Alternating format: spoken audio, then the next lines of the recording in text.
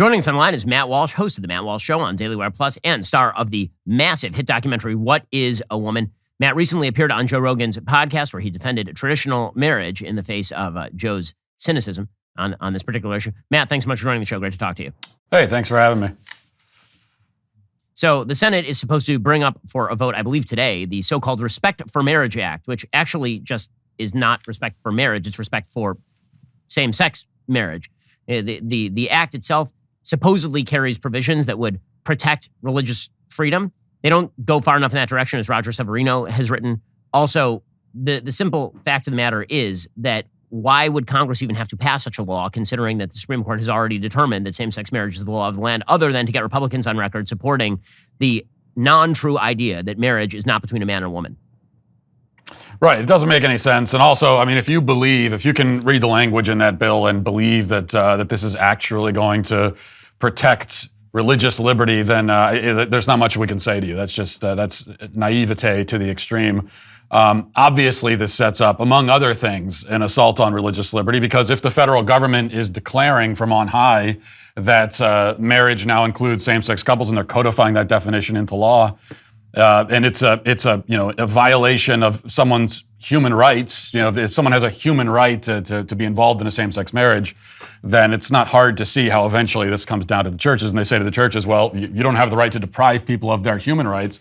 And you know, the fact that Republicans are apparently signing on to this, it just shows you again the state of the Republican Party. I mean, 10 years ago, certainly 15 years ago, but probably 10 years ago, this would have been considered extreme even on the left. The idea that the federal government is going to decide and codify this issue, but as we so often see, you know, what was extreme far left a decade or decade and a half ago is now something that even conservatives will take part in.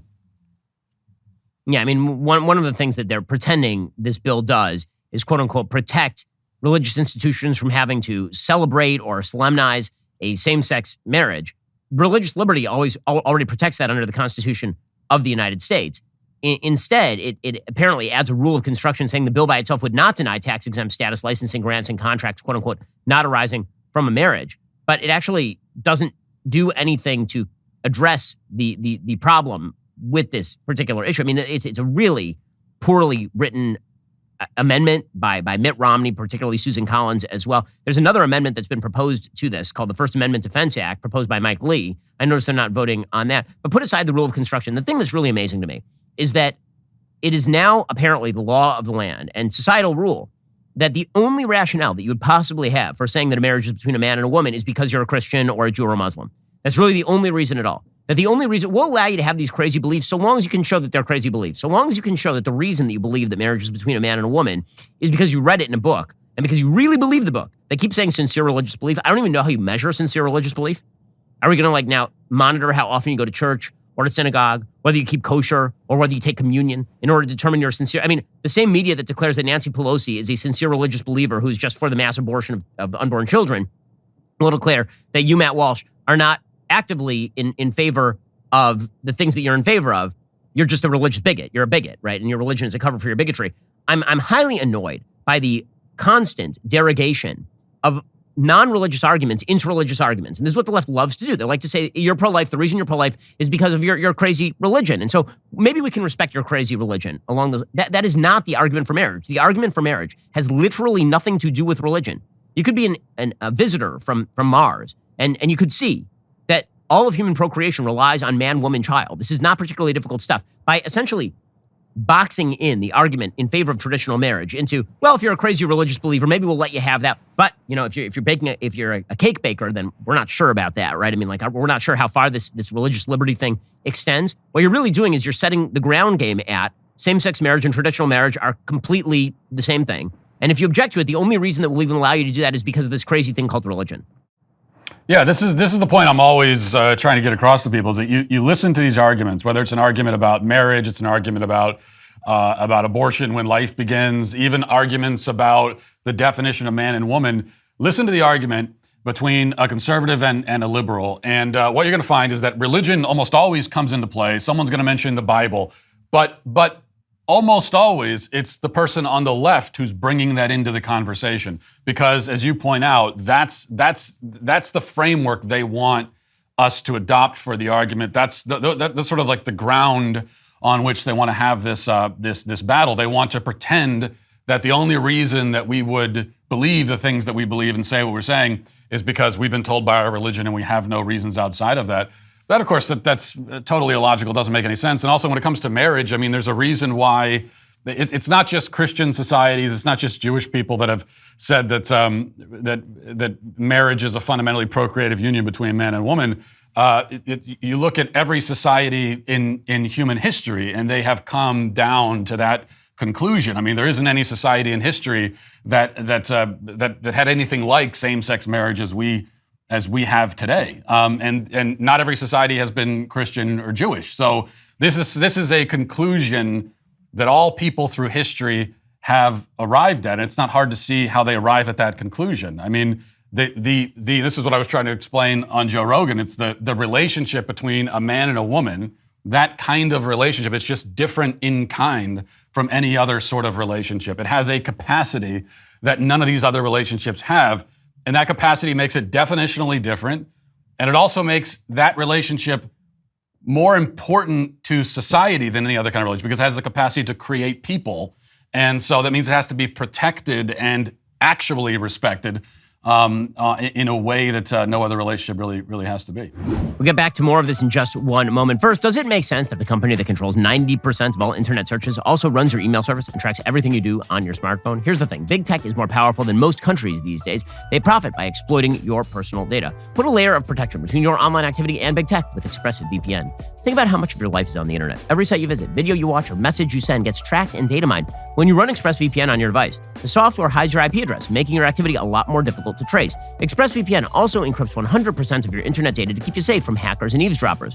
ExpressVPN is super easy to use. All you do, you navigate to ExpressVPN on your phone. Right now, it says not connected. But I hit the button, and behold, it is now connected, which means my internet activity is protected. So why are you handing over your personal data to big tech? They're mining your activity. They're selling your information. Instead, protect yourself with the VPN I trust to keep myself safe online. Visit expressvpn.com/Ben Shapiro Show. Get 3 extra months for free. That's expressvpn.com/Ben Shapiro Show to get started. Again, they're the VPN that I use. I'm on the internet like all the time. My data is my own, and I wish it to remain that way. That is why I use ExpressVPN, so should you. expressvpn.com/Ben Shapiro Show. Get 3 extra months for free. You know, Matt, a lot of the arguments against traditional marriage rely on sort of false construction. So what they will do is they'll say, well, you know, polygamy was legal in the vast majority of cultures for a very long time. Therefore, marriage is not between one man and one woman. If you're including multiple people and you're narrowing the definition, this, of course, ignores the fact that every individual dyad within that polygamous institution is a man with one woman, meaning that the whole basis of even polygamous societies, as opposed to, by the way, there is no society on record in which the opposite is true, in which a woman marries multiple men. These societies do not exist. The societies in which a man marries multiple women, we have decided over the course of time, are not the ideal. And in fact, the Bible says are not the ideal, like right at the beginning. A man shall leave his father and mother, and he shall cleave to his wife, and they shall become one flesh. I mean, that is a monogamous relationship at the very beginning of the Bible. I mean, that's the Bible, chapter 1 of Genesis. But even if you were to argue in favor of cultures that allowed polygamy, the idea there was that it was always a man-woman child. It's just the man was pairing off with other women. It wasn't a polycule in FTX style here.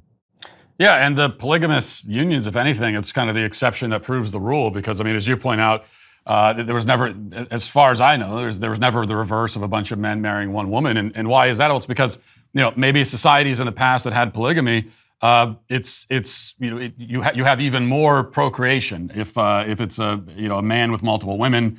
Now, if it was a woman with multiple men, then that's not going to result in more and more babies being born, but the other way it does. And so these were societies, especially in more primitive times, who they also recognized that the purpose of marriage, one of the fundamental definitional purposes, is procreation, and that's where polygamy comes from. Now, we don't have that in our society for a lot of reasons, and one of them is that we recognize that a child needs a mom and a dad, and so not a